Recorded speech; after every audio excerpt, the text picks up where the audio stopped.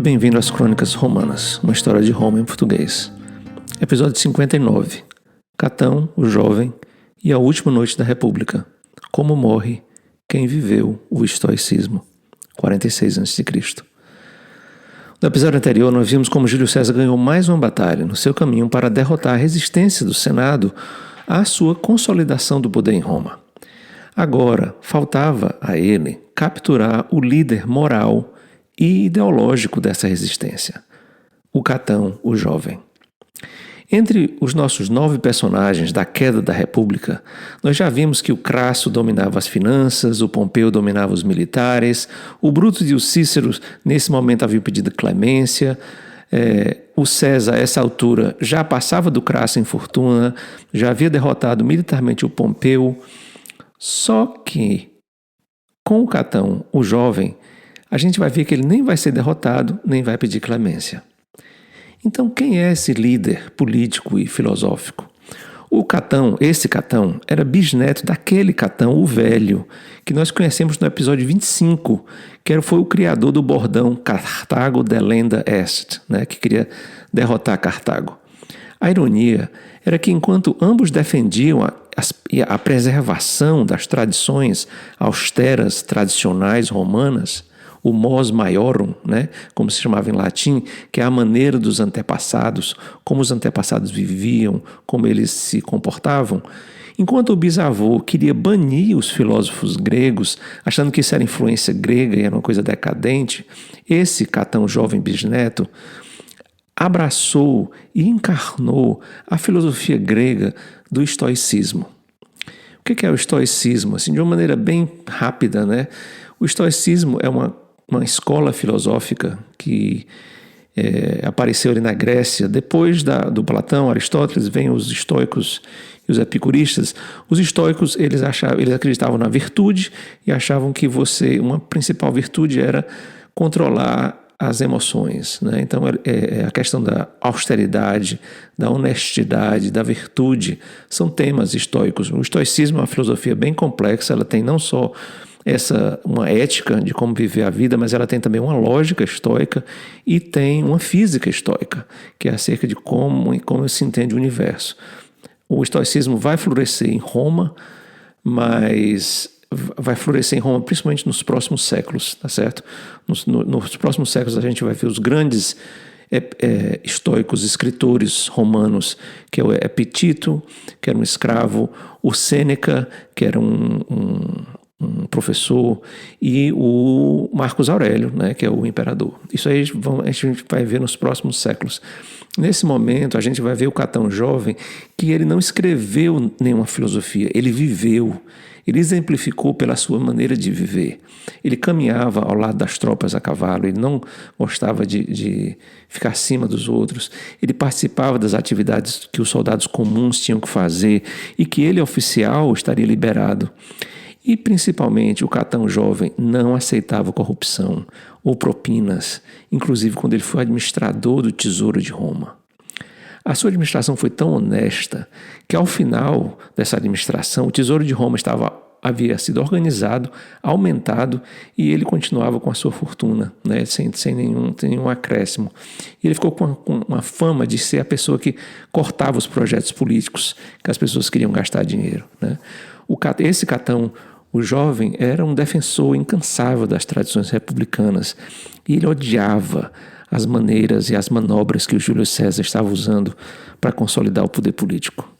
Enquanto o César conquistava a Gália, que foi uma campanha brutal, como a gente viu, ele, Catão, clamava pela condenação do Júlio César como criminoso de guerra, por ter atacado as tribos gálicas, né, sem ter permissão explícita do Senado e sem motivo.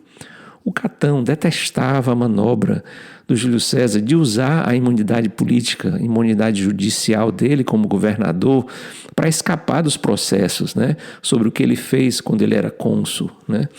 Mais de uma vez, o Catão pediu que o Senado chamasse o César de volta para responder por essas suas ações. Por tudo isso, o Catão foi uma figura fundamental na resistência do Senado ao César. E, de certa forma, ele foi que provocou o César a cruzar o Rubicão com tropas, né? Por tudo isso, A gente encontra ele aqui no ano 46 a.C., depois da vitória do César em Tapsos, que o César já tinha vencido Pompeu, lá em Fársalos, na Grécia, tinha vencido na Alexandria, tinha vencido o rei do Ponto, chegou e venceu essas tropas que o Senado estava organizando ali no norte da África, e o Catão jovem está com uma tropa vinha pequena, numa cidade murada chamada Útica, ali no norte da África, hoje Tunísia, né?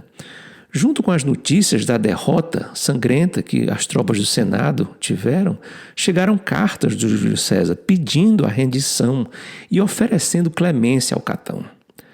Isso seria uma rendição incondicional, mas o César ofereceu a amizade dele ao Catão. Disse, vamos ser amigos, vamos mudar Roma juntos, né? E a resposta do Catão foi muito clara. Nunca, nós jamais ficaremos do mesmo lado. Mesmo assim, o Catão reconheceu que resistir agora seria condenar à morte os seus poucos aliados que estavam ali com ele, os seus amigos e os seus filhos que estavam com ele. Assim, esperando a chegada do Júlio César com as suas tropas, né, o Catão organiza um jantar lá em Útica. Nesse jantar, como era o hábito em Roma, havia um mote para a conversa. Né, hoje nós vamos falar sobre isso. O jantar foi animado, a comida foi boa, os bons vinhos, né? E eles tiveram discussão sobre a natureza da alma, né? E sobre a questão da virtude. E o Catão defendeu duas ideias. A primeira é que a alma era imortal e a segunda é que apenas o homem bom, aquele que seguia a virtude, que seguia o que era certo, era livre. Aqueles que seguiam a sua ambição, seus desejos emocionais e a sua vontade de poder, eles eram escravos dessas paixões. Mais uma vez, ele defendia e representava a filosofia estoica, né? Os filhos do Catão foram dormir meio desconfiados, né? Achavam e mandaram que os serviçais deles retirassem as armas do quarto do Catão. Ele foi dormir lendo uma obra do Platão chamada Fédon. Essa obra do Platão é uma obra sobre a alma, né? O subtítulo é Sobre a Alma, e é um diálogo em que os discípulos do Sócrates conversam com Sócrates quando Sócrates está à véspera de ser executado, tá certo? E eles perguntam se o Sócrates está com medo de morrer. E o Sócrates diz que não tem medo, porque a alma é eterna, e que a morte apenas liberta a alma desse corpo passageiro, né? É um livro, o Fédon é um livro interessantíssimo. Inclusive eu li uma parte dele para fazer esse episódio e eu vi nesse texto muita coisa da teologia católica, né, sobre o que acontece com a alma depois da morte e com as passagens e os locais e tudo. Uma coisa muito, muito bacana. O Catão, ao amanhecer do dia, ele nota que a espada dele não está no quarto, ele pede que o escravo traga. O escravo se nega, porque tinha tido ordem de não dar armas a ele. Ele ataca o escravo, ele dá um murro no escravo e diz assim, traga a minha espada que eu estou mandando e eu não posso ficar aqui indefeso. O César vai chegar, o escravo traz a espada e o Catão pega a espada e se mata, né? Ele passa a espada dele pelo estômago, pelo abdômen, pelo tórax e ele começa a falecer. Nesse momento, os filhos dele ouvem, né? Ele cai, o corpo dele cai no chão. Os filhos deles ouvem, vêm, chamam um médico. O médico tenta fazer ajeitar a ferida, né? Colocar os órgãos de volta dentro do corpo e parar o sangramento. O Catão, quando nota isso, ele abre de novo a ferida com as próprias mãos e aí morre, né? Nesse momento, essa morte do Catão foi um choque para Roma, né? Foi um choque para a antiguidade que alguém tomasse aquela atitude perante o Júlio César, né? Essa foi a derrota de Júlio César nesse momento, foi uma derrota moral, né? Essa morte do Catão foi a inspiração para estoicos nos próximos séculos, foi a inspiração para inúmeros quadros clássicos que mostram nesse momento. Quem estuda a história de Roma sabe que existe um número de quadros mostrando a morte do Catão é enorme, né? E foi inspiração para uma peça de teatro inglesa lá pelos 1600. Essa peça foi um sucesso enorme e um dos seus maiores admiradores era o George Washington. O George Washington gostava tanto dessa peça que num momento muito difícil ali pela Guerra da Independência, no inverno de 1777-78, numa localização chamada Valley Ford, o Washington pediu que os seus oficiais montassem a peça, fizessem uma apresentação dessa peça para as tropas todas, para inspirar a luta contra o tirano. No caso, o tirano era o rei da Inglaterra, né? Há uma recente biografia do Catão em inglês e um dos maiores laboratórios de ideias, os tais think tanks dos Estados Unidos, conservadores aqui dos Estados Unidos, se chama hoje o Instituto Catão, em inglês o The Cato Institute, né? Como se vê, a força dessa vida como exemplo está refletida até hoje na nossa sociedade, né?